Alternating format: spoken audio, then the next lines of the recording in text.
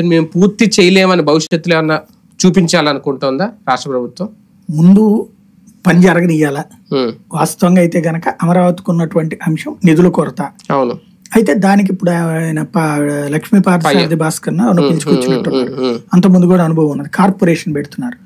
దాని వల్ల ఏమవుతుందంటే కార్పొరేషన్ ఒక సిస్టమ్ లోకి వచ్చినప్పుడు ఫర్ ఎగ్జాంపుల్ ఇప్పుడు అక్కడ 7,000 ఎకరాలు ఉంది. ఇప్పుడు ఆ 7,000 ఎకరాల్లో మనం ఇంతకు ముందు కూడా చెప్పుకున్నాం. ఇప్పుడు ఆల్రెడీ ఏరియాలో రేట్లు భారీగా పెరుగుతున్నాయి. రిజిస్ట్రేషన్ మిగతా ఏరియాలో ఇవన్నీ కూడా ఇదివరకు ₹1,00,00,000 పలికింది, ఇప్పుడు 2-3 కోట్లు అట్లా పలుకుతుంది. ఇది ఎప్పుడైతే వస్తుందో దాన్ని ఒక ₹4 కోట్ల అమ్మచ్చు. కార్పొరేషన్ తరపున అమ్మినప్పుడు 1,000 కోట్లకి 1,000 ఎకరాలకి 4,000 కోట్లు డబ్బులు వస్తాయి. దాంతో కొన్ని బిల్డింగ్లు కడతారు. కట్టిన అది ఈ కార్పొరేషన్ ద్వారానే కట్టిస్తారు. కట్టించినప్పుడు మళ్ళీ ఆ చుట్టుపక్కల రేటు పెరుగుతుంది. ఎందుకంటే పని జరుగుతున్నంత సేపు పెరుగుతానే. ఆ తర్వాత ఇంకొక 1,000 ఎకరాలని 6,000 కోట్ల 60 కోట్లకు అమ్మచ్చు, 6 కోట్లకు అమ్మచ్చు. అప్పుడు 6,000 కోట్లు వస్తుంది.